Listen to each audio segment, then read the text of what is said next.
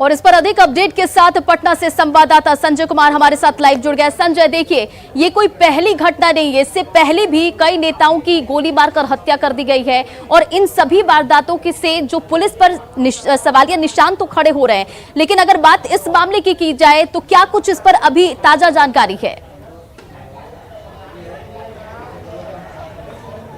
देखिए, बिल्कुल इस वक्त मैं ग्राउंड जीरो पर मौजूद हूं और ठीक हमारे सामने दीपक मेहता जो दानापुर नगर परिषद के उपाध्यक्ष थे, उनका ये आवास है और रात तकरीबन 8:45 की ये घटना है और 12 घंटे से अधिक हो गए।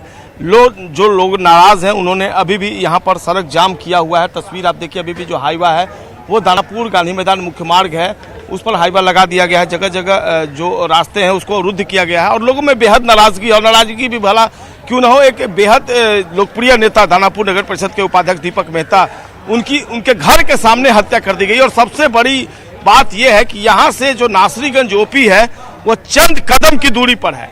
तो ऐसे में पुलिस क्या कर रही है इसका अंदाजा लगाना मुश्किल नहीं है। यही वो उनका घर का गेट है जहाँ से वो बाहर निकले थे और बालू, चूंकि उनके घर के अंदर बालू भराई हो रही थी और वहीं पर ठीक गेट के पास, ये दीपक मेहता का आवास और गेट के पास ही उनकी हत्या कर दी गई।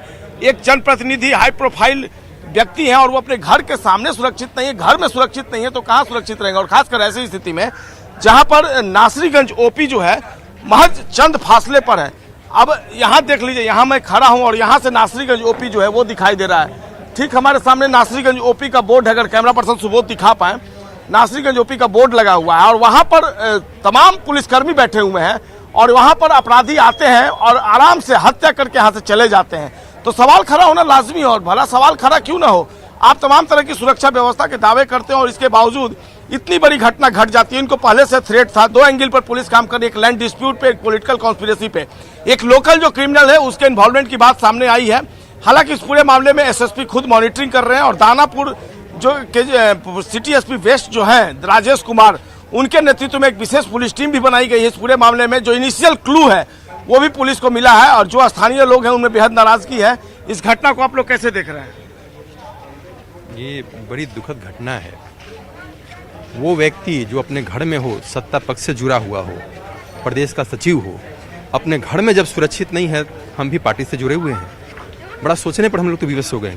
क्या शासन चल क्या रहा है, प्रशासन में चल क्या रहा है? अपराधियों में जरा सा भी भय तो नहीं है? आते हैं घर में गोली मार के कोई चला जाएगा? अरे देख, ऐसा प्रशासन तो ऐसा चलना चाहिए ना कि अपराधियों के दिल में खौफ हो, मार के गिराया जाना चाहिए, एनकाउंटर होना चाहिए। ये तमाम तस्वीरें दिखाने के लिए बहुत बहुत शुक्रिया, जानकारियों के लिए बहुत बहुत शुक्रिया।